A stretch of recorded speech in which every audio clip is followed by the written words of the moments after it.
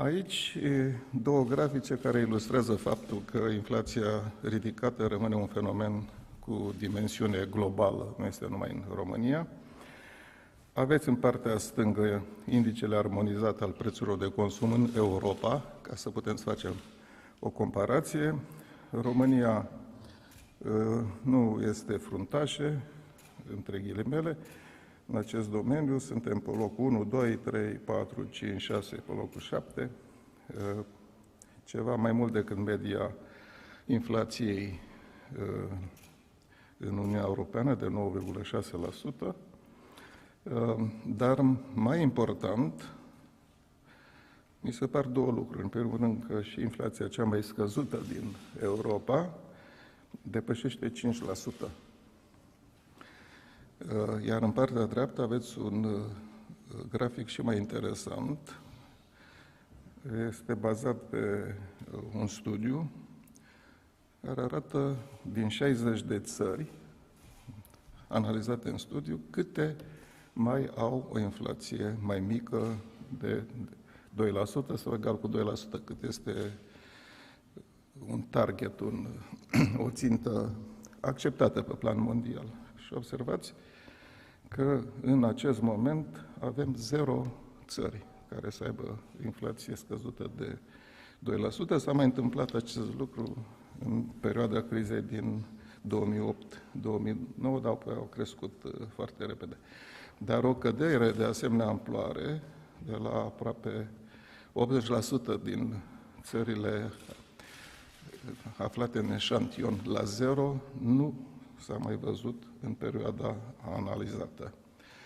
În România, accelerarea ratei anuale inflației s-a datorat, cum am spus, componentelor afectate de șocuri pe partea ofertei, special energie, combustibil, utilități, dar în trimestrul 3 destul de mult și bunurile alimentare. O să revin cu acest grafic, cu un alt grafic. Partea hașurată arată cam cât ar fi fost inflația dacă nu intervenea schema de intervenție și de compensare și plafonare, deci am fi avut o inflație de peste 20%, ceea ce se observă și în alte țări. În Ungaria este mai mică pentru că și schema a fost mai generoasă decât la noi. Mecanismele de protecție a consumatorilor au devenit omniprezente în statele Uniunii Europene, date fiind circumstanțele excepționale cu care se confruntă piețele de energie. Și în cazul României avem intervenții în aproape toate domeniile în care se poate interveni, cu excepția reducerii fiscalității. Și acest lucru este explicabil prin situația cu totul deosebită, în sens negativ, a echilibrului bugetar. Avem un dezechilibru, suntem în situația de deficit excedentar excesiv. Ce mai observăm? Într-o țară în care inflația, revin puțin, este mai mare decât noi și este o mare surpriză, Cehia, n-au cheltuit decât sume mici pentru măsurile de sprijin. Să revenim, uitați, Cehia are inflație mai mare, 17% decât are România, explicabil și prin faptul că intervențiile lor în măsurată cheltuieli bugetare cu sprijin, măsurile de sprijin, produsul intern brut, cheltuielile, ponderea este foarte mică. În România nu suntem nici foarte sus, Grecia are cele mai mari cheltuieli bugetare cu măsurile de sprijin și cu Lituania, dar nu suntem peste datele de mijloc. Pe scurt, am vrut să vă prezint aceste grafice, să vă arăt că s-a intervenit în România, în măsura în care s-a putut și, uitându-ne cu atenție, să nu exagerăm în ceea ce privește cheltuielile bugetare, că avem deja probleme majore acolo.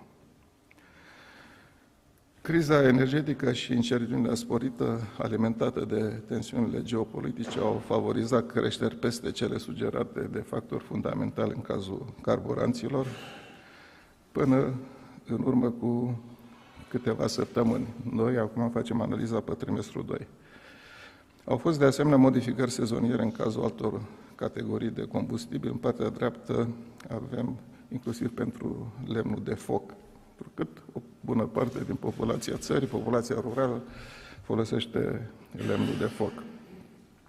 Între factorii care au contribuit la creșterea prețului la carburanți, avem în continuare prețul țițeiului, dar au mai intervenit și alți factori în ultimele luni, dreptunghiurile cu un verde închis. Creșterea generalizată a prețurilor bunurilor și serviciilor incluse în inflația cu ordoi ajustat, cea pe care o țintim noi și putem să o influențăm, noi cei de la Banca Națională,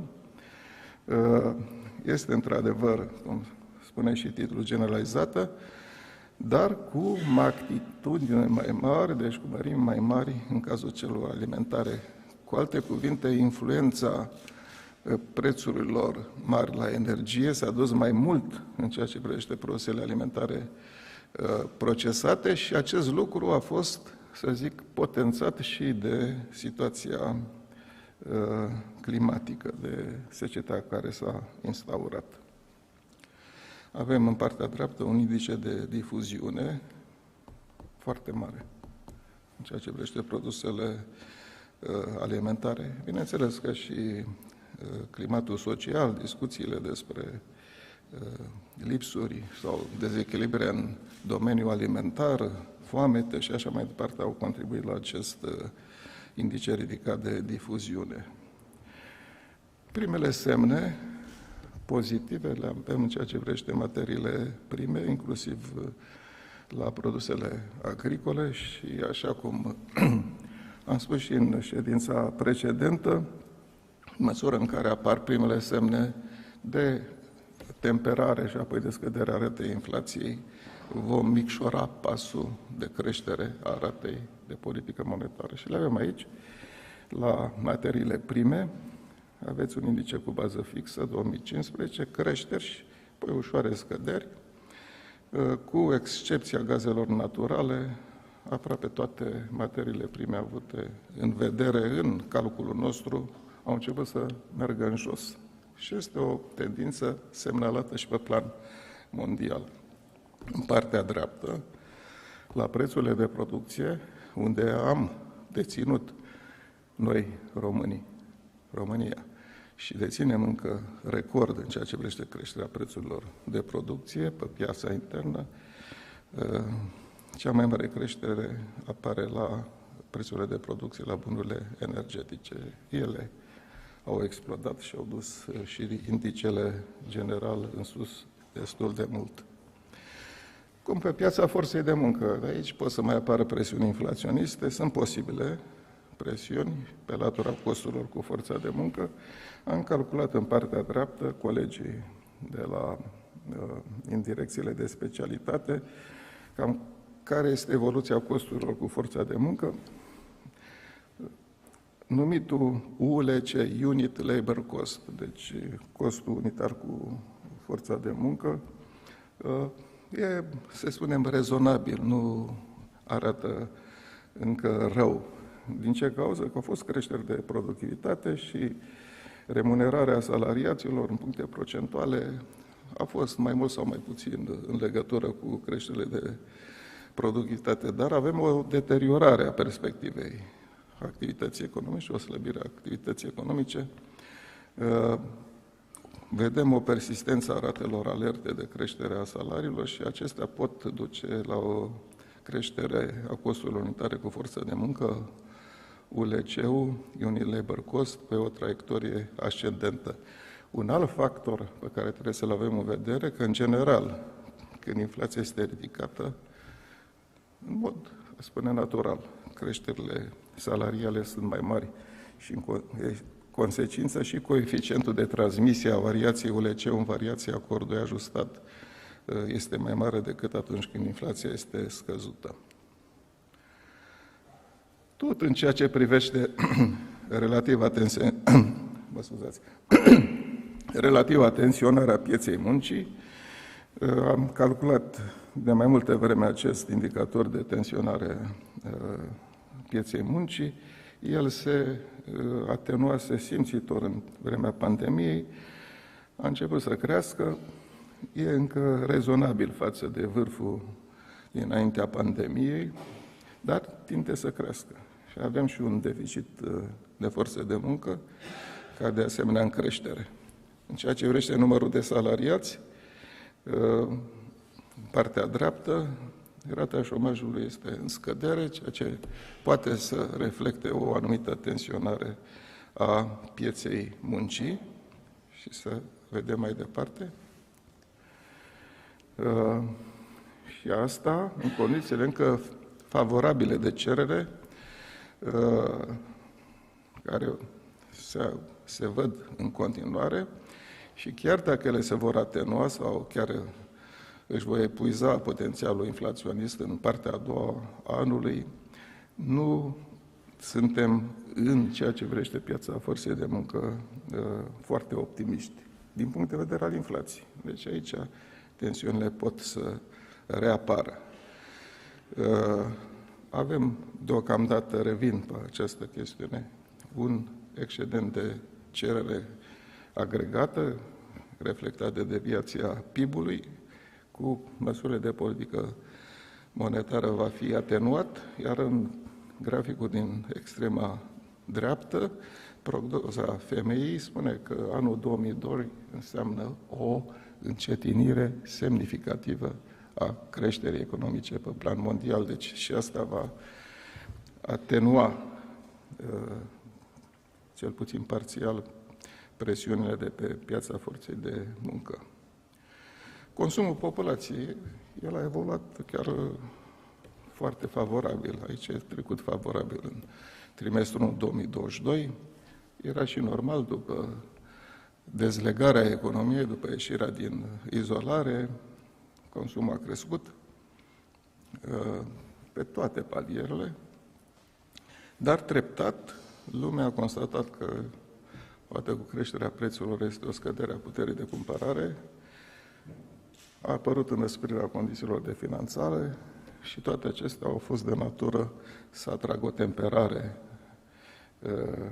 În prezent, se observă că în prezent și credem noi în semestrul 2 se va simți și mai mult. Aveți și consumul privat în graficul din dreapta și achizițiile de bunuri și servicii pe piața pentru populație în graficul celălalt. Factorii care susțin cererea de consum pe anumite segmente, este trecut aici un fel de noutate, o menționez, almiterele puteți citi, orientarea mai pronunțată către magazinele tip discount și creșterea interesului pentru produsele din capa marcă proprie. Sunt noutăți relative. La investiții. Investițiile nu sunt rele, dar nici extraordinare. Din punctul nostru de vedere, așa cum vedem acum lucrurile, perspectiva este rezervată și este imprimată de reacutizarea tensiunilor pe latura ofertei, accentuarea incertitudinii și majorarea dobânzilor. Aceasta ar face ca datele care până în prezent nu arată rău să ne determine să avem o perspectivă mai rezervată. Altminteri, investițiile sunt un factor pozitiv în domeniul creșterii. Continuarea creșterii dinamice anuale a creditului acordat sectorului privat, dar în condițiile unei ușoare moderări a creditării în lei, în contextul majorării ratelor dobânzilor, toate aceste fenomene, tendințe sunt bine reflectate de cele trei grafice. Ce aș menționa? În primul rând, în partea stângă, creditele acordate sectorului privat, ca stoc, nu? Per total au crescut. O ușoară slăbire s-a observat în ultimele luni în ceea ce privește creditul în lei, contrabalansat de creditul în valută. O mențiune aici, mai mult sau mai puțin personal, am spus asta de mai multe ori. Nu am dorit niciodată și nu dorim să omorâm creditul în valută. Pentru cei care sunt exportatori, care au venituri în valută, creditul în valută este natural, este, cum se zice, hedguit. deci se echilibrează, nu prezintă riscuri. Noi am avut acea reacție mai puternică în urmă cu mai mulți ani împotriva creditului în valută, pentru că lumea se uita numai la dobânda a creditului în valută și uita riscul de curs, riscul valutar și știți ce probleme au apărut. Celelalte două grafice ne arată clar o creștere a ratei dobânzii mai pronunțată pentru societățile nefinanciare, dar și creșterea volumului de credite. Deci, în ciuda creșterii dobânzilor, cererea de credite a crescut la societățile nefinanciare, dar și la populație, unde până la sfârșitul lunii iunie, creșterile dobânzi nu au fost atât de pronunțate. Aici mai vreau să menționez un lucru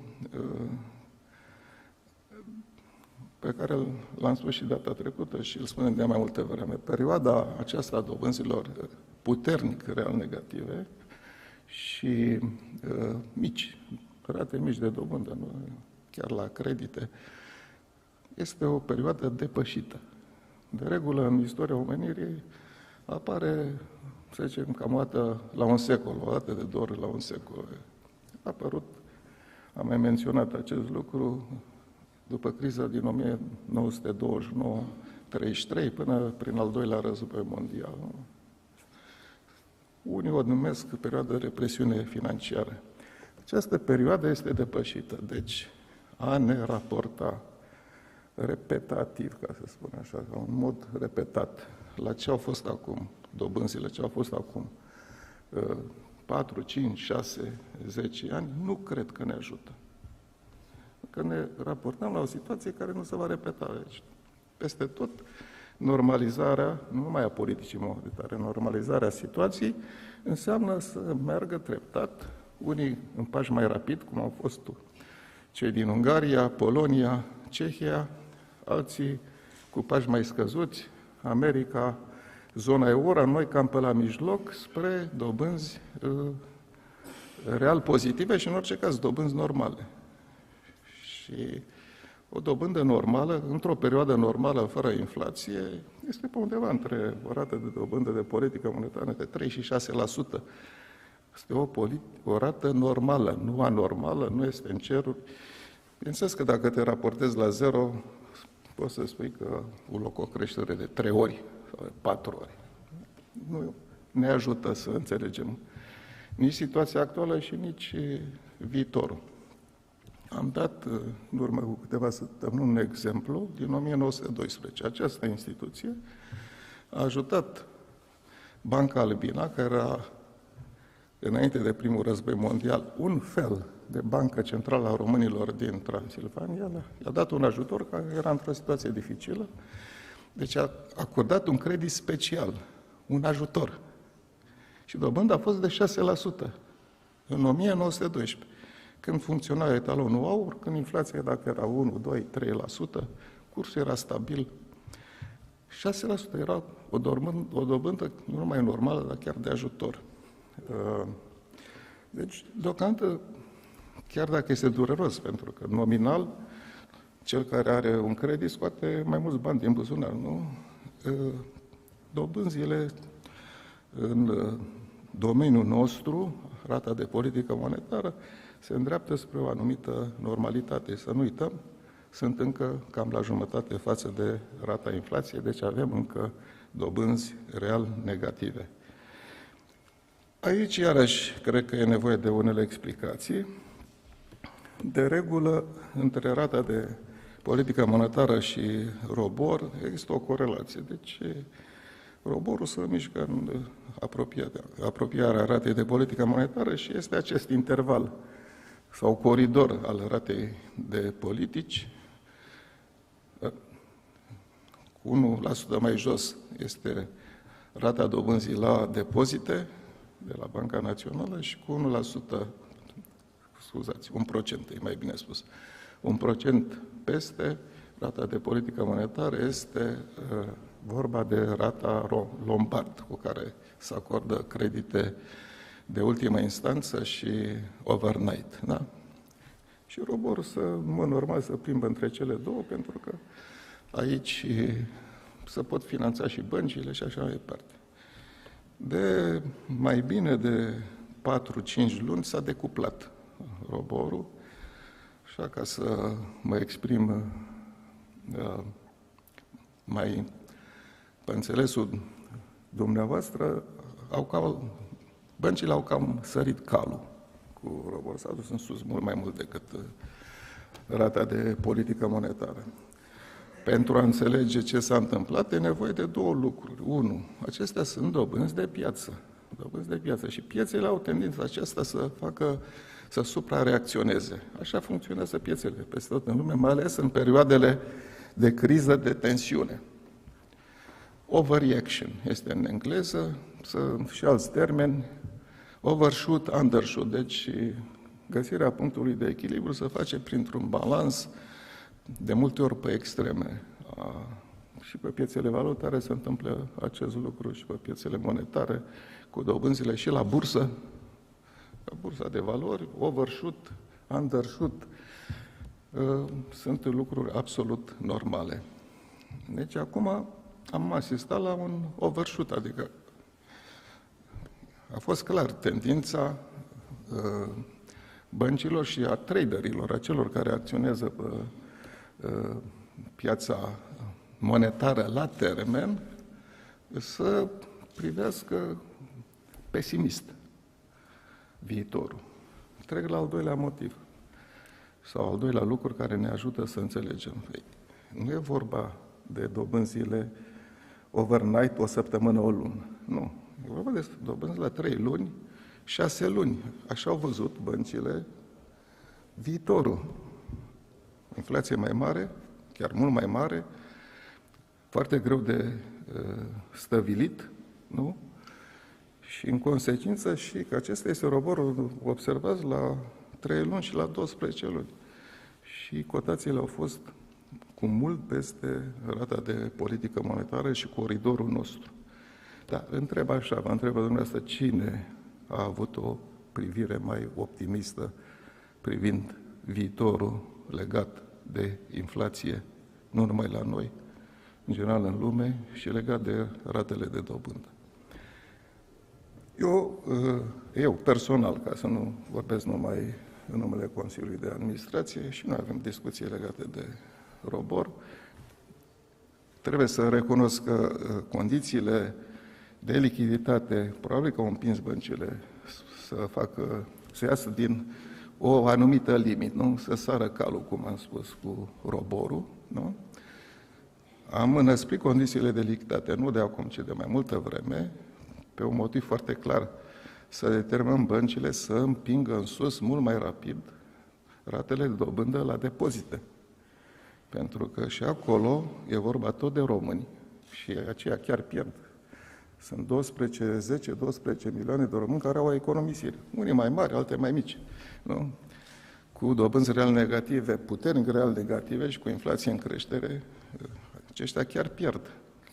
Pierd sume substanțiale la banii economisiți. Nu? Și atunci trebuia să îi împingem. Dacă mergeam numai cu rata de politică monetară, probabil că dobânzile la depozite nu ar fi crescut atât de repede. Și o să vă arăt în graficul următor că avem o creștere semnificativă a ratei dobânzilor la depozitele bancare. Da? Dar, în afară de condițiile de lichiditate, bineînțeles că băncile s-au uitat și la atmosfera generală din lume, discuțiile despre tensiunile geopolitice, despre foamete, despre dezechilibre majore și au suprareacționat. Eu nu le iau apărarea, dimpotrivă, le transmit un mesaj personal să se uită cu mai multă atenție și la mesajele băncii naționale. Și atunci probabil că se vor apropia roborul la 3 luni, cel care este cel mai sensibil, se va apropia de rata de politică monetară. Sperăm și cred că se va întâmpla acest lucru. Uitați și creșterea mai rapidă a ratelor dobânzilor la depozite noi comparativ cu cele la creditele noi. Tendința este evidentă și graficul din stânga și graficul din dreapta. Și acestea sunt medii. Dumneavoastră ați semnalat că sunt operațiuni, mai ales la cei care au sume mari economisite, mă refer la societăți nefinanciare, capitalul românesc, care au obținut la depozite pe un an și 8, 9 până la 10%. Rată înaltă de depozite și marșele s-au mai îngustat. Sunt încă mari, dar s-au mai îngustat. Mergem mai departe. Uitați și față de lume. Lumea înțelegând ce e din jurul nostru. Am reușit și folosesc cu atenție cuvântul am reușit să avem cele mai rapide creșteri de rată de depozit, rată de dobândă la depozitele populației comparativ cu celelalte țări din zona Polonia, Ungaria, Cehia, nu mai spun de zona euro. Da? Pentru că n-am folosit numai rata de politică monetară, o să spuneți, bine, dar dumneavoastră ați rămas cu ea în urmă față de polonezi. Aia au 6, noi avem acum 5,5. Cehii au 7, Ungaria 10. Cum de ați împins lucrurile sus? Prin controlul lichidității. Fiecare comunicat al Băncii Naționale aveți control ferm al lichidității, care, într-adevăr, a împins băncile și să fie mai atente cu roborul, atente între ghilimele, să facă un overreaction, da?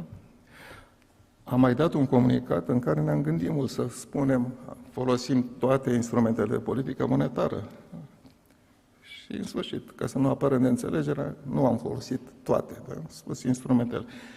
Dar eu, în fața dumneavoastră, pot să vă spun, toate instrumentele, inclusiv rezervele minime obligatorii, pe care nu le-am scăzut și nici nu le-am crescut.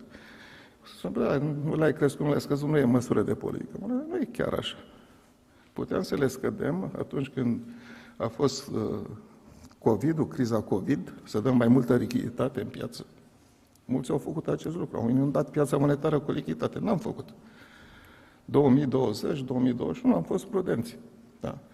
Nici n-am coborât rata de politică monetară la 0%. Am păstrat-o până la 25%. Da? De ce? Pentru că știam că o să vină partea cealaltă. Nu? După asemenea emisiuni, la nivelul marilor bănci centrale, o să apară și o inflație. Și să nu avem balans prea mare de la 0 spre 10%, cât există în Ungaria. Nu? Să ai în 2 ani de zile cu rata de politică monetară să o miști de la 0 la 10, eu zic că este o anumită problemă. Da? Deci am utilizat și rezervele minime obligatorii pentru că nu le-am scăzut în perioada COVID, când puteam să le scădem. Și aveam o politică specială să ne ducem cu rata rezervei minime obligatorii la nivelul din Uniunea Europeană, și la euro și la lei. Suntem cu ea mai sus. Și nici acum nu am trecut pe partea altă să o majorăm. Deci, chiar dacă supără, avem o ușoară reușită în ceea ce privește influența politicii monetare asupra ratei dobânzilor la depozitele bancare, la economisire. De am trecut că încercăm să stimulăm economisirea, pentru că este o formulă clară de un canal puternic de luptă împotriva inflației, că dacă omul economisește, nu mai consumă. Și atunci scade cererea și temperăm inflația. Problema dezechilibru comercial este și veche și nouă. După noi, accentuarea încă nu spune foarte mult, pentru că este determinată de prețuri. Așa au crescut prețurile la produsele noastre de import și avem această accentuare. Personal, m-am exprimat de mai multe ori, cred că mărirea deficitului comercial și mai ales a deficitului de cont curent, că acela ne interesează, este strâns legată de situația deficitului fiscal. Și nu trebuie să apăsăm prea mult pe pedala stimulării exporturilor, eventual prin deprecierea cursului, cum s-a sugerat de multe ori, și anume depreciem cursul, stimulăm exporturile și punem sectorul neguvernamental să facă un efort în plus. Marea sarcină a corecției în domeniul extern, corecția necesară, pentru că avem un deficit de cont curent peste 5%, se duce spre 7-8%, este corecția fiscală, care vedeți că face foarte greu, dar guvernul face eforturi în acest sens și sperăm să aibă succes. Cursul de schimb, relativ stabil. N-am trecut ultimele date, când am coborât, ajunsese la și 90, parcă se duce, vrea să ducă sub 4,90. Considerăm că este o situație tipică de vară.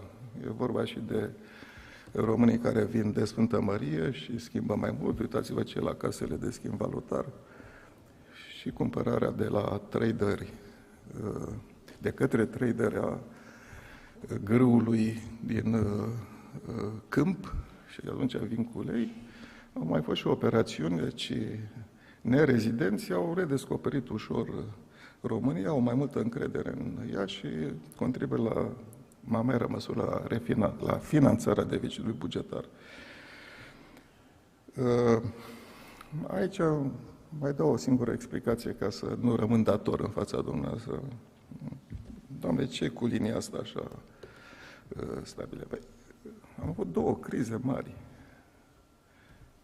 O criză sanitară și o criză energetică și legată de criză geopolitică. În România nu există multe ancore la care să uite publicul și să-și păstreze un gram de încredere, nu? Și ca să mă exprim mai pe românește, asta ne mai trebuia, când am avut așa o explozie a prețului la energie, să scăpăm de sub control cursul de schimb. Nu? Cursul de schimb este în literatura de specialitate numit și prețul prețurilor. Deci el influențează, în general, nivelul prețurilor. Și încă în România, prețul banilor, care este dobânda, rata dobânzii, nu are aceeași importanță în ochii românului, ca să vorbesc și eu ca dumneavoastră, sau în ochii românilor, precum are cursul de schimb. Acum, de când nu se mai depreciază, am văzut că a fost trecut în plan secund. Nu se mai uită nimeni la el. Mergem mai departe. Așteptările operatorilor economici și a analiștilor bancari sunt acestea. Eu spune că nu sunt rele, dar nu sunt nici bune. Oricum, ele explică evoluția roborului. Sunt, o să vedeți datele noastre, ușor mai pesimiste decât ale noastre. Și acum prognoza. Prognoza nu putem să o facem decât stabilind niște ipoteze. Primul, că impactul războiului din Ucraina își va atenua efectele economice negative, începând de la anul. Așa credem. Vor slăbi presiunile. Apoi că și în ceea ce privește prețurile materiilor prime, avem o anumită menținere a presiunilor pe termen scurt, dar, așa cum ați văzut, urmată de o anumită normalizare. Avem deja semnele normalizării. Nu avem date legate de plafonarea prețurilor la energie și, în consecință, până când guvernul anunță intenția de a le menține, de a menține măsurile de contrabalansare a creșterilor și plafonarea prețurilor la energie, sau le va renunța la ele, noi am mers pe ideea că în aprilie, în anul următor, ele vor fi ridicate. Vedem o disipare treptată a sincopelor în blocajele de lanțuri globale și o situație epidemiologică cu impact limitat. Pe plan extern, ne interesează situația din Europa, perspectivele privind evoluția economică viitoare a partenerilor comerciali s-au deteriorat în sensul, avem o revizuire semnificativ descendentă a dinamicii cererii externe și aici e legat în special de dinamica creșterii economice în zona euro și mai ales la principalul nostru partener comercial, care este Germania. și o creștere, o evoluție ascendentă a inflației din Europa, în general, și din zona euro, care ne interesează pe noi în mod deosebit, dar și o restrictivitate în creștere pe termen mediu, pentru că deja a început ciclul de majorare a ratelor dobânzilor din zona euro. În sfârșit, un nivel depreciat al euro în raport cu dolarul american, aici între 1 și 1,1, personal consider că ne putem aștepta la orice. Dacă dolarul crește adică se întărește peste 1 euro, sau euro crește peste 1,1, atunci putem să discutăm. Dar variația aceasta, 1,1, nu avem cum să o prognozăm, că se poate întâmpla rapid în oricare direcție. Și uitați prognoza, sper să vă uitați cu atenție la ea, să uite și analiștii bancari, financiari și cei care au sărit calul cu roborul.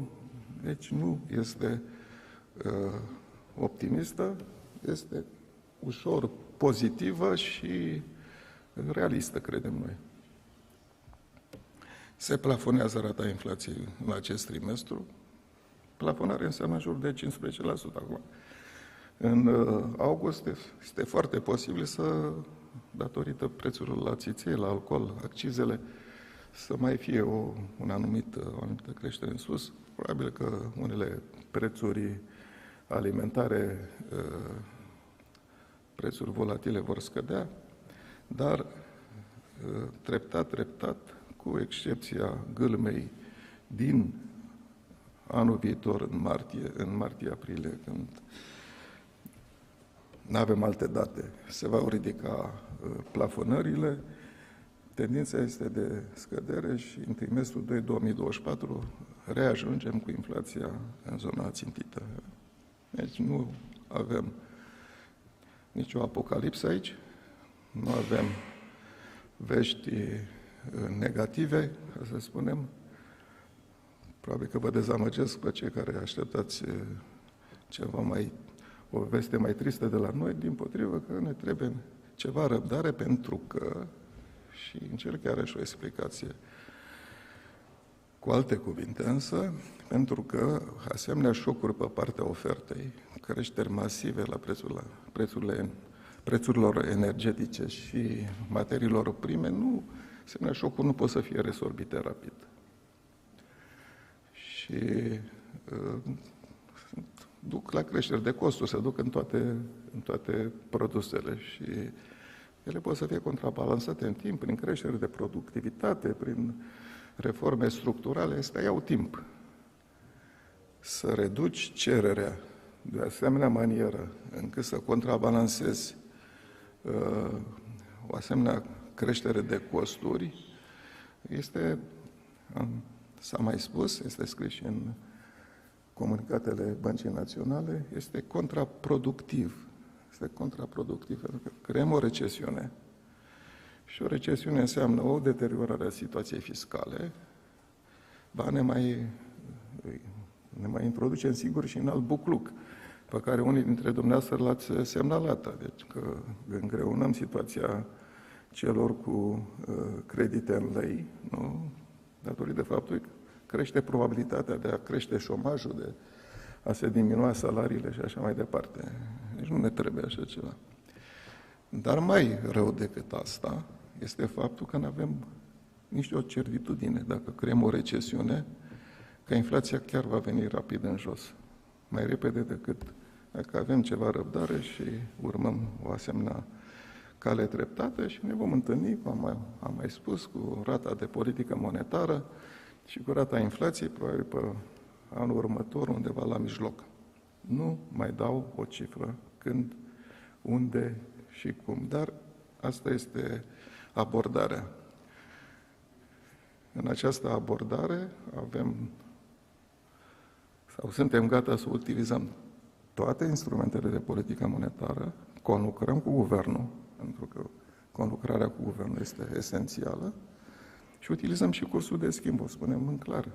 doar ați văzut graficul. Și mai recent ați observat sau ați citit că Cehia a trecut și ea la utilizarea cursului de schimb ca instrument de domolire, într-adevăr cu un alt guvernator, ca instrument de domolire a inflației și a oprit creșterea dobânzilor, cu o declarație extrem de tranșantă.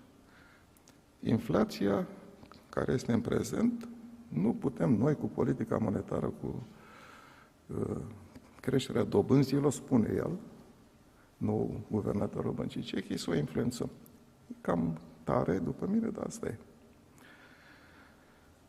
Aici aveți ipotezele pe care le-am menționat și o mai las așa să o priviți, să o privească și cei care se tot ceartă cu roborul, ca să vadă că nu avem o privire nici pe departe neagră privind perspectiva situației, ci o privire, spunem noi, ușor pozitivă și realistă. Încercăm, de asemenea, împreună cu guvernul, să dăm inflația în jos, fără să creăm recesiune. O spune din nou foarte clar și sunt aceste șanse. Și hai să mai fac o clarificare. Dacă PIB-ul în trimestru 2 este quasi stagnant față de trimestru 1, nu înseamnă că economia este în stagnare, câtuși de puțin. În trimestru 1 a crescut cu 5, aproape 6%. Dacă este quasi stagnant, trimestru 2 față de 1, înseamnă că față de anul trecut este cu 5% mai mult. Deci pe departe, mesajul nostru n-a fost de stagnarea creșterii economice. Nu facem prognoze de creștere economică. Aici este directorul de la modelare care vrea să mă certe, pentru că de regulă modelul nostru nu dăm cifrele privind creșterea economică, dar în orice caz nu vorbim de stagnarea creșterii în acest an. Probabil undeva 2-3%. Spun eu care sunt mai pesimist, dar s-ar putea să fie chiar mai mult. Dacă această tendință și în trimestrul 3 va fi tot stagnare față de trimestrul 1, care a fost 5,7% sau 6%. Da? Deci încercăm, împreună cu guvernul, să dăm inflația în jos, fără să creăm recesiune și fără să afectăm prea mult piața forței de muncă. Este un exercițiu dificil, trebuie să fim foarte atenți cum navigăm și cum calibrăm politica monetară. Aici aveți contribuțiile semnificative asociate indiciului cordului ajustat. Observați că în continuare și în acest an și la anul, bunurile energetice sunt cele care ne duc cu inflația la cordul ajustat peste ceea ce ne-am fi dorit la anul, pentru că este trecut faptul că se renunță la plafonare. Față de traiectoria precedentă, inflația cordului ajustat este ușor mai înaltă. Nu este o deosebire mare față de precedent. În continuare, acest grafic trebuie reținut. Componentele aflate în afara sferei de influență a politicii monetare își mențin aportul substanțial la evoluția inflației IPC. Deci nu suntem în situația declarației de la Banca Centrală a Cehiei. Nu avem cum să ne luptăm cu această inflație, nu? Noi trebuie să ne luptăm că ea creează anticipații inflaționiste, le-ați văzut acolo. Deci dacă nu am reacționat, anticipațiile inflaționiste ar crește. Dar nu putem să nu menționăm cât de mare este influența factorilor care ies de sub influența politicii monetare. Deviația PIB-ului. Ușor mai mare în perioada următoare, legat în principal de faptul că am avut această creștere neașteptată a produsului intern brut în trimestrul 1. Da? Și ea se prelungește, dar, observați, la anul, pe vremea asta, avem deja deficit de cerere. Încă un element care ne arată că nici noi, la Banca Națională, nu trebuie să sărim calul, ca să folosesc aceeași expresie, strângând politica monetară, că ea oricum se duce cererea agregat și excesul de cerere se duce în jos. Deci aici mergem iarăși cu un reglaj fin. Am dorit cu toții să revenim cu dinamica PIB-ului la PIB-ul potențial la valori robuste, similare celor dinaintea pandemiei, dar acest lucru depinde, și o spunem încă o dată, cum am spus în comunicat, de impulsionarea investițiilor prin, aici spunem inclusiv, dar eu spun prin valorificarea fondurilor europene, că acestea ar trebui să fie sigure pentru România. Fondurile europene sunt deflaționiste și în același timp sunt expansioniste în sens de creștere economică. Efortul acolo trebuie concentrat. Atragerea fondurilor europene și investiții pe bază de fonduri europene și dacă acest lucru merge, eu știu din experiență, încep să meargă și investițiile private, că capătă încredere. Ce s-a întâmplat ieri cu plasamentul acela masiv pe care l-a făcut o mare bancă occidentală în titlul de stat românești, arată că încrederea poate să fie în descreștere, dar poate să și revină ușor. Aici aveți mai multe explicații legate de investiții. Avem, bineînțeles, riscuri de abatere a ratei inflației de la traiectoria proiectată, în special prelungirea războiului din Ucraina, este un risc, și prețul materiilor prime. Cei doi factori pot să ne dea peste cap, într-adevăr, prognoza pe care am prezentat-o. Acestea sunt hotărârile Consiliului de Administrație, pe care le cunoașteți. Următoarea ședință pe 5 octombrie și apoi 8 noiembrie 2022. Vă mulțumesc pentru atenție și sunt gata să vă răspund la câteva întrebări.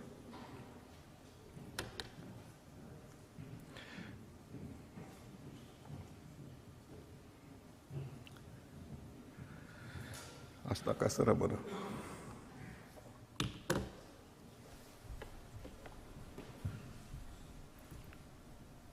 Mă iertați.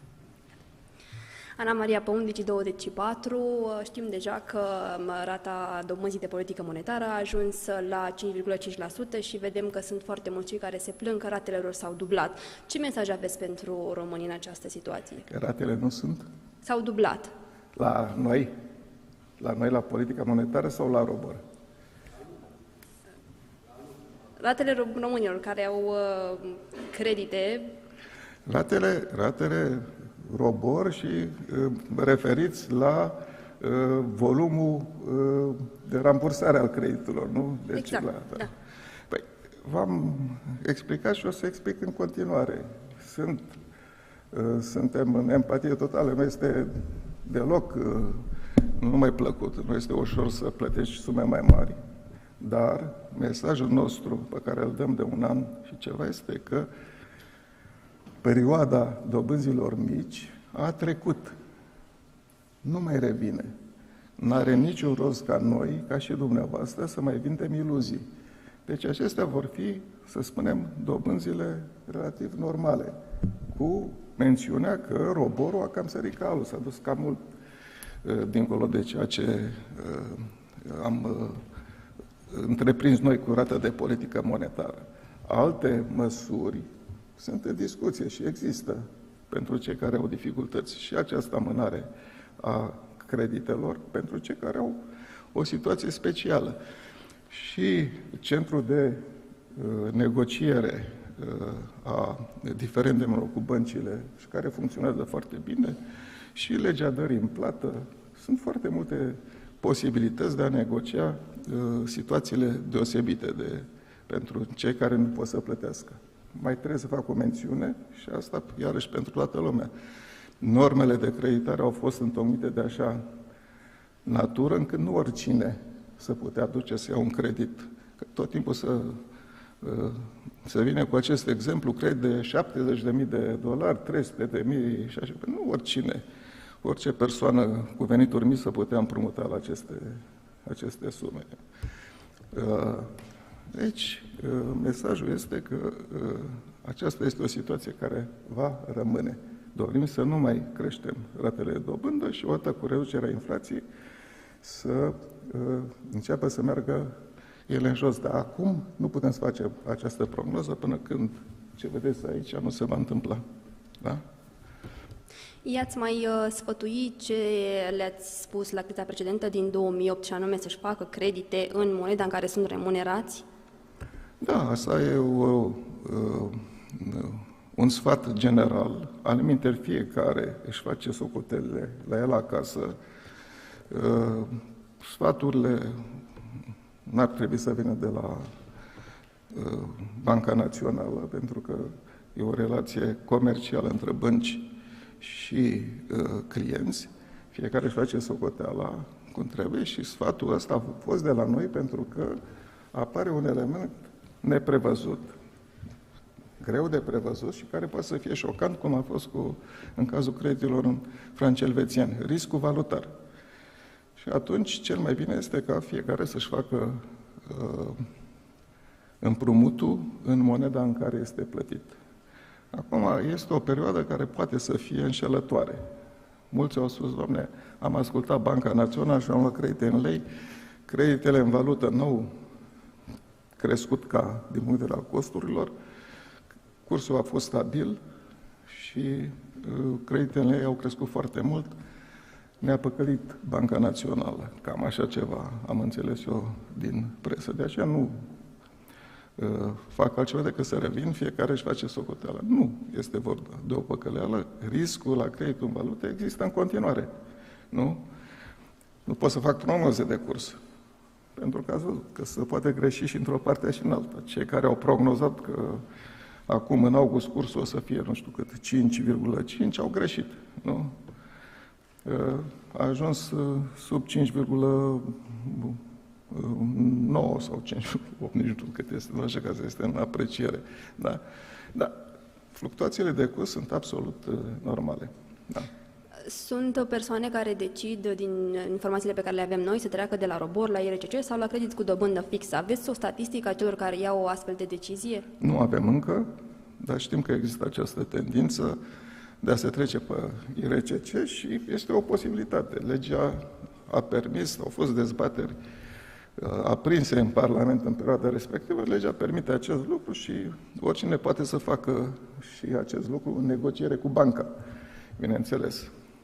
Dar și IRCC-ul, revin, va crește, pentru că nu vreau să devin ușor obsesiv, dar n-am încotro, nu? Perioada dobânzilor mici, negative, a fost depășită. Nu mai putem să spunem publicului, vedeți că nu o să plătiți dobânzi. Dat exemplu cu Banca Albina, într-o situație de normalitate, în 1912, dobânzi de 6%. Și probabil că și dumneavoastră trebuie să priviți în acest lucru, dacă spuneți că o creștere de la 1 la 5% este o creștere până în cer a ratei de dobânzi, să uitați că în România au fost dobânzi mult mai mari. Vă mulțumesc! Bună ziua, Greta Neagu, observator Antena 1. Cât de mult îi costă pe români această săritură de cal a băncilor? La cât ar trebui să fie ROBOR la 3 luni în momentul ăsta? Mai apropiat de al noi. Dar așa văd ei, că la 3 luni nu este... Dumneavoastră, opinia publică și cei care influențați opinia publică, vedeți inflația vedeați inflația la 3 luni pe traiectoria aceasta în scădere. Așa au văzut și ei. Banca Națională avea cumva pârghiile să preîntâmpine situația asta? Situația din piață e mai greu de influențat direct, că nu intervenim direct în piața monetară. Putea să dăm lichiditate mai multă, dar, repet, suntem prudenți în ceea ce privește lichiditatea, pentru că avem nevoie de o relativă stabilitate a cursului, poate că nu așa cum există în prezent. Deci aici este un joc foarte, foarte atent. Dar ei, cei care stabilesc ROBOR-ul, sunt sigur că or să uite la prognoza noastră, cu mai mare atenție. Mulțumesc. Bună ziua, Marina Cioacă, România TV. Înțelegem, ieri Ministerul de Finanțe s-a împrumutat cu încă 1 miliard de euro la o dobândă de peste 8% pe an. Avem momentan la aceste împrumuturi cele mai mari dobânzi din regiune, din Europa. Avem dobânzi mai mari chiar decât Ungaria, care are o situație financiară destul de urâtă. Cum vedeți dumneavoastră această situație? Deci, comparativ cu Ungaria, am avut dobânzi mai mari și de o lună și jumătate dobânzile noastre sunt în sus și în jos față de Ungaria, cam la același nivel. O să vă trimitem un grafic care să vă arate acest lucru. Din punctul nostru de vedere, într-adevăr, au fost dobânzile cele mai mari pentru că am avut deficitele cele mai mari. Dumneavoastră spuneți că Ungaria are o situație mai urâtă. Să-mi explicați care este situația mai urâtă. Au și ei probleme mari, dar deficitele gemene, cum le spunem, deficitul fiscal și deficitul de cont curent la noi au fost de 2 ani de zile foarte mari. Suntem singura țară din Uniunea Europeană declarată cu deficite excesive și cu nevoia de a lua măsuri. Și observați cât de greu este să luăm aceste măsuri. Că nici ea nu este bine, nici să majorăm veniturile, nici să tăiem cheltuielile. Deci, reducerea deficitului fiscal este o problemă dificilă cu care se confruntă România, guvernul, și bineînțeles că suntem pentru o reducere sustenabilă care să nu creeze recesiune. Revin, o recesiune în România ar agrava situația fiscală.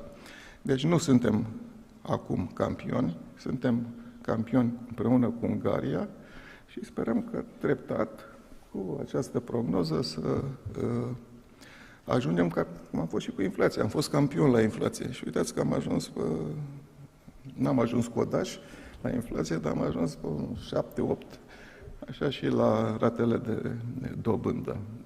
Esențial însă este reducerea deficitului fiscal. Mulțumesc.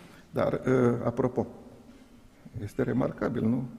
Nu știu dacă nu v-a surprins maniera în care s-a reușit, în urmă cu o lună și jumătate, să spunea că nu o să mai avem finanțare externă sau internă și că nu o să Ministerul de Finanțe nu o să aibă bani de plătit pensii și e remarcabil că a luat 5 miliarde. Suma este mare. Pentru cei care vorbesc despre de ce s-a împrumutat guvernul și așa mai departe, invit să se uite, în primul rând, la posibilitatea de a reduce deficitul fiscal. Deci, guvernul se împrumută pentru că deficitul este mare și pentru că apar dificultăți mari în a reduce deficitul fiscal. Mulțumesc. Bună ziua, Alexandra Nestorescu, Realitatea Plus. Aș vrea să ne spuneți, dacă se poate, cu ce inflație credeți că am putea încheia în acest an, având în vedere situația de acum, pentru că sunt și economiști care spun că inflația va continua să crească, contrar acestor prognoze pe care le avem aici. Noi nu avem această prognoză, am ieșit cu toată responsabilitatea cu aceste date, vi le las să le priviți cu mare atenție, nu? Și pentru ele sau în ele credem și asta este datoria noastră. În felul acesta ne facem și datoria care este prevăzută în lege. 2. Ajutăm și pe românii cu credite, pentru că pe o asemenea traiectorie ratele de dobândă merg în jos, pe altă traiectorie n-au cum să meargă în jos, nu? Și în al treilea rând, ceea ce este foarte important, se mărește încrederea în economia românească, ceea ce înseamnă că o relativă stabilitate, inclusiv a cursului de schimb, apare fără eforturi deosebite din partea Băncii Naționale. Așa, printre altele, vă spun că, pentru cei care cred că nu putem să asigurăm stabilitatea cursului, că rezervele internaționale ale României nu au scăzut. Într-adevăr, nici nu au crescut, dar în situații de criză e greu să îți crească rezervele internaționale. Apare întrebarea firească: de ce ții rezerve dacă nu le folosești când ești la mare necaz? Deci asta este prognoza noastră. Pentru cei care nu cred, suntem gata, uite, domnul Dan Suciu este gata să combată cu ei cu argumente Și legat de credite, având în vedere ceea ce au făcut băncile în ultima perioadă, ce sfaturi ați avea dumneavoastră pentru românii care merg și se împrumută acum? Ei merg și își fac un credit pe IRCC. Sunt economiști care spun că și acest indice va crește și automat vor avea rate mai mari. La ce ar trebui să fie oamenii atenți acum când merg să-și facă un credit? În general, să fie atenți că nu este o perioadă în care poți să neglijezi punga, nu? Asta e un sfat general valabil. Nu pot să spun că lumea trebuie să fie strânsă la pungă, este decizia fiecăruia, nu? Cum să se comporte, dar nu pot nici să sar în partea cealaltă să crezi vreo iluzie, în afară faptul pe care îl repet a treia sau patra oară. Cu asemenea evoluția ratei inflației, dobânzile stagnează și probabil că vor merge în jos, dar niciodată nu vom mai reveni, cred eu, în viața asta, așa cred eu, pentru viața asta, nu? Pe care o mai am de trăit la dobânzi real negative de o asemenea amploare. Hai să ne uităm, spuneam că sunt real negative la noi, 8% roborul, 15% inflația, minus 7%. Păi, în Uniunea Europeană e 0 cu 8 sau 9%, minus 9, în Statele Unite la fel. O asemenea perioadă de represiune financiară nu cred că va continua. Creează foarte multe probleme. Și atunci noi, eu și cu dumneavoastră, nu trebuie să trimitem iluzii publicului, că dobânzile se vor duce în jos indiferent că vrea Banca Națională. Nu, să vă uitați cazul Turciei, nu? Ținând dobânzile în jos și va fi bine. Nu, au ajuns la 80%, lira s-a depreciat și totuși o țară mare cu potențial enorm. N-au deficitele comerciale pe care le avem noi. Deci, eu nu dau sfaturi acum românului, IRCC-ul bineînțeles că va crește. Sunt economiști care spun că ar putea ajunge la 5%. Dumneavoastră ce credeți? Păi este normal. Nu că va ajunge. Pentru că așa cum se calculează, uitați-vă cât sunt... Uitați-vă la lege, pe ce bază se calculează, uitați-vă care sunt ratele de dobândă pentru IRCC, cele care sunt luate în calcul și cât sunt în prezent. IRCC-ul se calculează cu o întârziere de 2 trimestre și deci cred că 5% cine a făcut calculul l-a făcut bine. Mulțumesc. Bună ziua! Ioana Cășlaru, Antena 3. Există o vorbă românească prin care se spune că mai rău de atât nu se poate. Există mai rău de atât în cazul scumpirilor? Da, există mai rău de atât să nu se îndeplinească această prognoză. Bineînțeles că există. Și România, sunteți tânără, dar ați mai prins ceva așa. România a avut și inflație de 200-300%, deci mai rău poate să fie, bineînțeles. Nu ne jucăm cu inflația, este o boală foarte periculoasă. Noi zicem că o aducem sub control. Va veni cea mai grea iarnă din istorie pentru români? Depinde, nu. V-am spus, nu avem o viziune neagră asupra viitorului. Avem resurse, guvernul a dat toate asigurările că stocurile de gaz sunt în apropierea nivelului necesar. Noi ne facem datoria aici, să dăm inflația în jos și cu ajutorul dumneavoastră. Contează foarte mult și atmosfera și guvernul își va face datoria, conlucrăm cu guvernul și vrem să conlucrăm și cu dumneavoastră, să mărim încrederea în economie și în viitorul acestei țări. Să trecem și peste iarna asta. Deocamdată trebuie să trecem peste toamnă. Eu mă refeream la prețurile din iarnă, la gaze, la electricitate. Ele sunt plafonate, nu. Și ce putem face împotriva acestui val? Există vreo rezolvare? Nu există minuni în economie. Nu există minuni în economie și ar fi greșit și din partea mea și a dumneavoastră să dăm oamenilor iluzii. Nu există minuni în economie. Deci, există politici corecte și credem că în prezent ne-am antrenat, ca să spunem așa, într-o direcție corectă, destul de echilibrată a politicilor monetare, cu o calibrare corectă, cu cu primele semne pozitive. Vom continua, ne facem datoria, suntem în empatie totală față de debitori, față de cei care au credite și trebuie să plătească mai mult și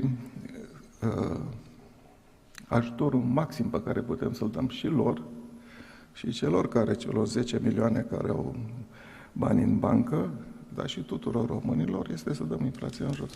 Asta este lucru pe care ne angajăm acum prin această prezentare să-l facem, împreună cu guvernul. Da. Mulțumesc.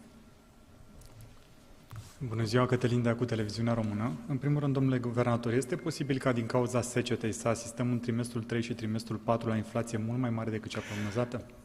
Deci aici trebuie să vorbiți mai mult cu guvernul și să întrebați Ministerul Agriculturii. Eu, într-adevăr, călătoresc într-o anumită parte a țării unde e secetă, a fost secetă, este secetă, dar nu atât de dramatică ca în estul țării, estul și sudul țării.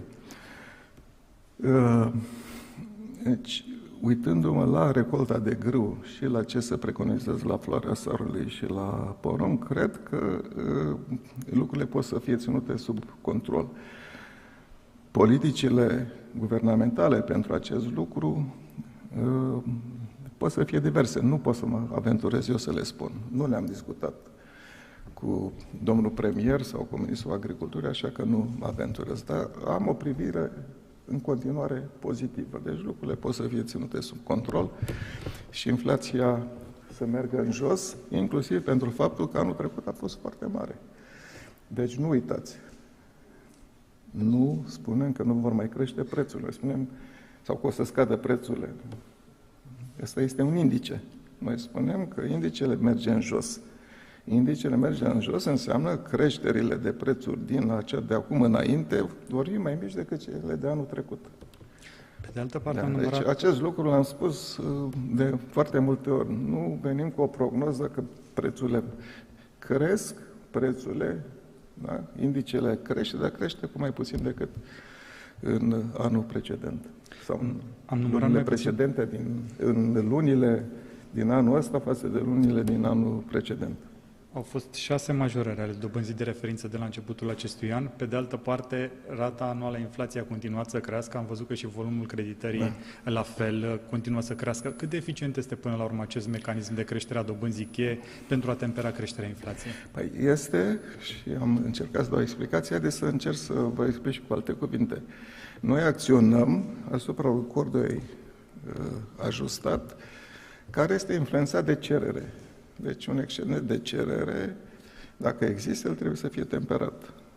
Dați înapoi, ca să nu mai vă răpesc eu timpul, dați înapoi pe grafice și veți vedea că avem, într-adevăr, și în prezent, un ușor excedent de cerere. Nu este foarte mare. Deci inflația în România, ca și peste tot, și în Cehia, și în Ungaria, și în Polonia, și în zona euro, și în Statele Unite, a fost creată de creșterea prețurilor la energie. Creșterea prețurilor la energie se duce nu numai în transporturi. Se duce, de exemplu, în produsele agricole și la noi s-a dus în produsele agricole pentru că folosesc motorină, au cheltuieli legate de energie. În momentul în care crește un asemenea preț, nu poți să vii cu măsuri de contrabalansare decât poate cu trecerea timpului. Ce înseamnă? Să reduci alte costuri. Nu poți să crești nici foarte mult dobânda, pentru că și rata și dobânda este o parte a costurilor. Deci și aici trebuie să fii foarte atent când majorezi dobânda, da? Trebuie să treacă timp. Și în perioada respectivă trebuie să ai creștere de productivitate, să ai reforme structurale și așa mai departe. Astea au nevoie de timp. Sau mai putem să sperăm pe următoarea variantă, ca șocul inițial, majorarea prețului la țițel și așa mai departe, să treacă de la sine, fără ca economia să fie dezechilibrată. Aceste două căi le utilizăm în prezent, nu creăm o recesiune.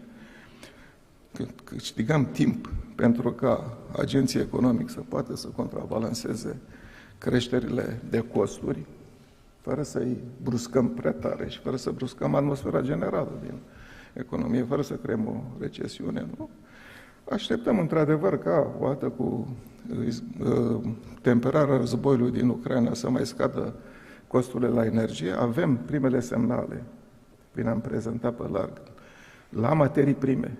La țiței să plimbe în sus și în jos, dar la materii prime sunt scăderi rezonabile, relativ optimiste de prețuri. Deci, avem motive să credem că această curbă se va instala. Și aceasta este abordarea noastră. Credem că undeva pe la mijlocul anului următor să ne unim cu inflația și cu rata dobânzii de politică monetară, să ținem sub control și celelalte rate de dobândă și să readucem încrederea, că este foarte importantă. Ultima mea întrebare, vă rog. Pe de altă parte, mă uitam pe datele de la INS din această dimineață. România este tot mai dependentă de importuri.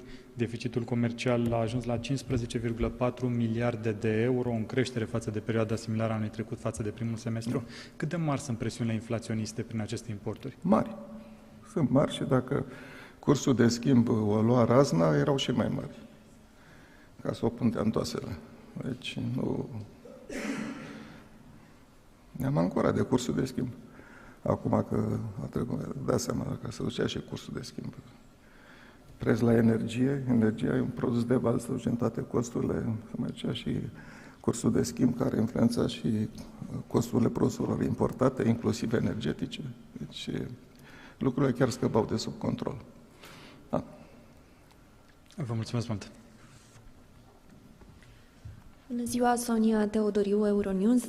Vă întreb dacă vă așteptați ca băncile să sară în continuare calul, având în vedere că Piețele, v-am spus clar, vă întrerup, ca să nu vă chinuiți prea mult. Piețele sar calul, asta este. Și asta ne trebuie să fie învățătoare de minte, pentru că și ideea că vom lăsa să ne corecteze piețele pe plan extern este extrem de periculoasă. Dar, totuși... Piețele sar calul tot timpul, dacă se numește sentimentul pieței. Dacă le intră, să zic așa, în cap că lucrurile merg prost, te taxează de țes ochii din cap. Dar nu credeți că un semnal, majorarea dobânzii cheie de 6 ori anul acesta, a fost unul dintre motivele care a dus la această situație? Dacă e sub...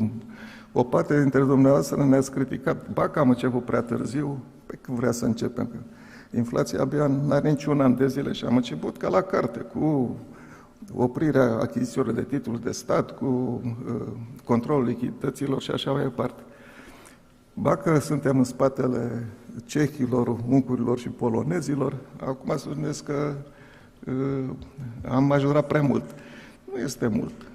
Am găsit acest dozaj pe care îl considerăm cel bun, dar ele, mai vreți să vă arăt graficul, ele de regulă stau cu roborul în apropierea noastră. S-au dus dincolo, dintr-un motiv obiectiv, că condițiile de lichiditate au fost mai scăzute, deci mai strânse, și într-un motiv, să spunem, de sentiment, că împreună cu dumneavoastră considerați că nu vom avea succes în a duce inflația în jos. Dar analiștii se așteaptă ca Banca Națională să majoreze dobânda cheie încă de 2 ori anul acesta. Nu e asta în continuare un semnal pentru ca băncile să crească dobânzile? Trebuie să fie un semnal că să ne apropiem noi de ei și ei de noi. Cam așa ar trebui să citească. Deci în ambele părți. Da. Cheia este încrederea. Deci încrederea că dăm inflația în jos și că o punem sub control. Da. Ați vorbit de asemenea despre faptul că ați reușit să țineți cursul stabil. Cât vă așteptați să mai puteți ține euro sub 5 lei? Cât trebuie. Asta cât înseamnă? Cât trebuie. Trebuie, nu știu, să vedem cât trebuie. Dar e greu, nu poți să dai drumul la, să spunem, instrumentele de bază de control a unei societăți când ai războiul la ușă. La fel și cu prețul la energie. Deci, n-a fost momentul cel mai inspirat de liberalizare, dar nu știa nimeni că începe războiul. În perioada asta, așa, putem să spunem că n-a fost foarte inspirată nici trecerea la energia verde, președintele Putin, cred că asta aștepta, nu? În momentul ăsta de vulnerabilitate, dar nu sunt analist politic. Dar cu ce costuri se ține acest curs sub 5 lei? Păi, l-ați văzut că nu prea mari, pentru că rezervele n-au crescut, dar nici n-au scăzut. Deci nu sunt costuri mari. Deci, Vă mulțumesc. suportabile, ăsta e cuvântul. Au fost ceva costuri, dar sunt suportabile. Da.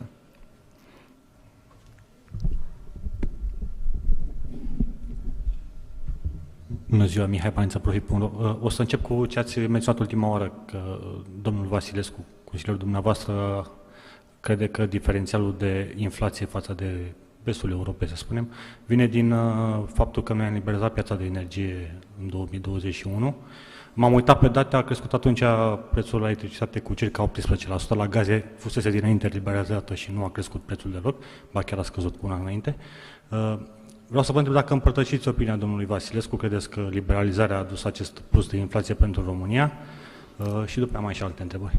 Pe acum, eu înțeleg ca dânsul să-mi împărtășească opiniile, să împărtășesc eu dânsului opiniile, cam mult nu. Este o opinie, nu pot să merg atât de departe, să spun că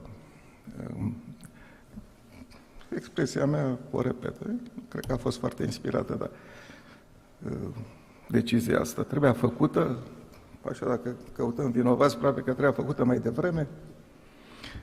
E greu de spus cu liberalizarea, dar inspirată nu pot să spun că a fost. Bine că s-au adus lucrurile sub control acum, această plafonare, ați văzut, toată lumea o face. Știți că au fost discuții și legate de plafonare, că e bine dacă poți să lași piețele. Deci eu sunt prin formație. Am stat la un institut de economie mondială 20 de ani și mă ocupam de economia de piață. Nu?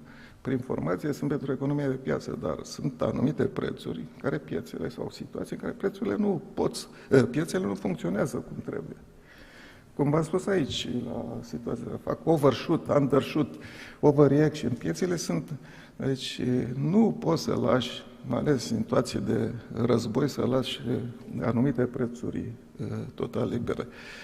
Trebuie să te gândești cu foarte mare atenție când faci acest lucru și vă spune un individ care, în esență, sunt pentru economia de piață, nu numai în esență și în detaliu. Asta este. Dacă cineva aici din sală putea să spună cum 1 an și jumătate, aproape 2 ani de zile, că o să înceapă războiul din Ucraina, cum a început, că acolo o zonă de conflict e veche, atunci jos pălăria. Da, domne, ai avut dreptate. Deci nu merg atât de departe ca domnul Vasilescu, nu pot nici să-l dezavuiez. Dânsul este consultant de strategie, se poate exprima, dar e bine, ca să o punem pozitiv, este bine că guvernul a revenit și a introdus această plafonare. Deci, să știți că am fost pentru. Și în momentul în care inflația s-a dus în sus, am avut o intervenție și am zis, băi, nu putem să lăsăm prețul la energie, că să ducem toate celelalte prețuri. Pe urmă, încep să fugi după iepuri prin pădure, să-i prinzi de urechi. N-ai ce să mai faci, cu ce să mai contrabalancezi o asemenea inflație. Și am trăit anii 90. În anii 90, această instituție avea conflicte cu guvernele de atunci, pentru că din cauza prețurilor la energie. Și am calculat un indicator. Nu puteam să ținem cursul de schimb, aveam rezerve. Se deprecia și el. Și era această reaccelerare, nu? Și bineînțeles că guvernul se reproșa, bă, ce faci, băi, Muguri Sărescu? După ce că aveam necazul, stăteau vapoarele în portul Constanța, plăteai contrastarii acolo, nu le puteai descărca, n-aveai bani. Ce faci, mai vii și tu cu mai multă inflație? Și am calculat un indicator legat de prețul la energie. Și cum se duce? Deci e la fel de puternic, atunci, în anii 90, era aproape la fel de puternică deprecierea cursului.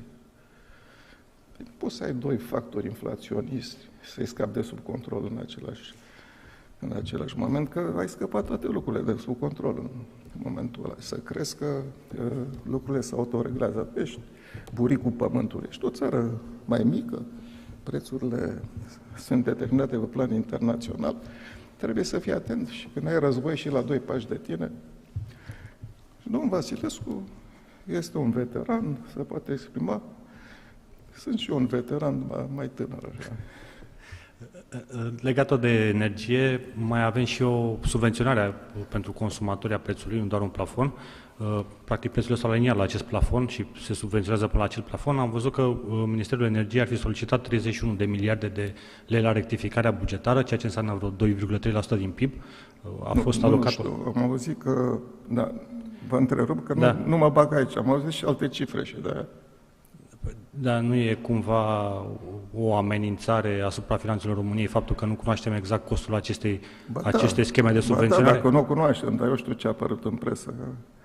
Un draft. Sunt un bătrânel care am trăit atâtea scurgele astea, mai ales din anumite părți ale, să numim, agențiilor, în presă, tot felul de cifre. Deci le-am discutat și noi la Banca Națională. Nu le comentez că nu le știu, nu știu care e cifra adevărată și sunt diferențe mari între ce zice unul, ce zice altul. Mergeți la guvern, domnul Baniță, cu mare respect și întrebați-vă așa, nu stăpânesc lucrurile. Da, spuneam care e implicații și în inflație și în mai multe lucruri. Bineînțeles, ce mi-e 10, adică 10 și cu 30 același lucru, sunt diferențe mari. Dacă acestea există, dar nu le cunosc. Revenind la politica monetară, ați majorat rata dobânzii cu 0,75 puncte mai puțin decât aștepta piața de această dată, i-ați prins invers. Mai există loc pentru majorarea ratei cheie în acest an și dacă da, să ne așteptăm la această tendință de scădere a pasului de creștere? Da, dacă vedem în continuare date care se înscrie, să o pun din nou, că e importantă, nu? Se înscriu pe această curbă, micșorăm pasul. Da. Ok. Legat de fondurile europene, din nou, data trecută v-ați manifestat încrederea în faptul că vom fi mai performanți decât în trecut cu absorbția PNRR. Am văzut recent că a fost amânată o tranșă pe care trebuia să o primim în această vară pentru toamnă. Am văzut din nou ce s-a întâmplat în Ungaria, care nu au PNRR, nu au această infuzie de capital european și au mari probleme cu cursul de schimb și au trebuit să majoreze foarte mult dobânzile. Vreau să vă întreb dacă vă mențineți optimismul și dacă credeți că vom... Uitați, comparația cu Ungaria nu este cea mai fericită, că ei au avut două probleme. Aceste conflicte politice cu Uniunea Europeană și semnalele că nu o să primească bani europeni și au avut o gvasi criză valutară, pe care noi am evitat-o. Deci, ca să nu spun mai mult, că nu pot să... Suntem totuși colegi. Dar Banca Națională a Ungariei trebuie să ducă cu dobânda sus în momentul în care scap cursul de schimb de sub control, pe urmă să revii cu lichiditate. Deci, mai bine ții lucrurile de la început sub control și riști ceva cum am riscat noi cu roborul, decât să ai un exces de lichiditate. Nu uitați că, cu excepția României, am avut o prezentare, dacă ați citit-o cu atenție, o știți, când a început pandemia, toate celelalte țări au inundat piețele monetare cu lichiditate. Noi n-am făcut-o. De ce n-ai făcut-o, guvernatorule? Pentru că nu credem că va dura foarte mult acest lucru. Deci va trebui, pe urmă, să resorbim, să luăm lichiditate. Foarte greu să o iei înapoi, nu? După ce dai drumul la lichiditate, creezi alte probleme. Deci am fost mai ponderați. Deci, comparația cu Ungaria nu este... Nu sunt într-o situație, cum s-a spus anterior, foarte grea, nu au deficitele noastre, au o anumită deteriorare. Dar politicile noastre monetare au fost, să spun, mai prudente decât... Ne-ați criticat pentru prudență și că n-am coborât, știți cum e, cu bască fără bască. Ba că n-am coborât prea mult la zero, ba că nu ne-am dus prea repede cu ea în sus. Dacă n-am început mai devreme, asta mi s-a părut cea mai interesantă. Păi când să începem? Trebuia să începem de acum 2 ani. Acum 2 ani toată lumea reducea dobânzile. Noi să majorăm dobânzile.